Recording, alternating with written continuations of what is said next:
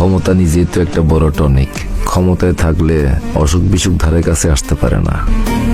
এখন যদি সামনের ইলেকশনে হাইরা যায় তাইলে হয়তো অসুখ বিসুখ আসবো, তখন হয়তো চেক আপ টেক আপ করাইতে হইতে পারে আর কি। ভাই শোনেন না, এক দূরে হাসপাতালে গিয়ে আপনার হার্টটা একটু চেক করে আনি। কেন? কারণ আমি আপনার এখন যে খবরটা বলবো, এটা শোনার পর আপনার হার্ট কাজ নাও করতে পারে, ফেল করতে পারে। হ্যাঁ, ভাই আপনি আমার একটা দর্শন শিখাইছেন না, আমি সেটা সারা জীবন মনে রাখবো। আপনি শিখাইছিলেন রাজনীতি খুব খারাপ জিনিস, রাজনীতি করলে অজগর সাপড়ে কোলবালিশ বানায় ঘুমায় থাকতে হয়, তেমনি ব্যবসাও খুব খারাপ।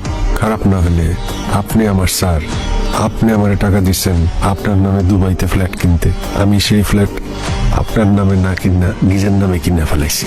কত বড় স্রোত আমি, আপনি একবার ভাবছেন?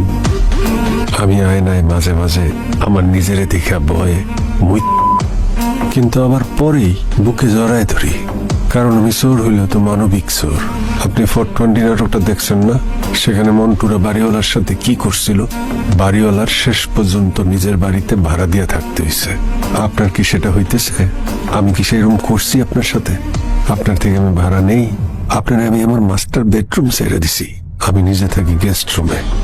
নিজের বাড়িতে কাহাতক চাকরের অভিনয় করা যায় ভাই। এখন কেক কাইটা আপনি সোজা গেস্ট রুমে চলে যাবেন, আমারে আমার মাস্টার বেডরুম বুঝাই দিবেন। আমি জানি আমার এখন আপনার ফাইরা ফালাইতে মন চাইতেছে।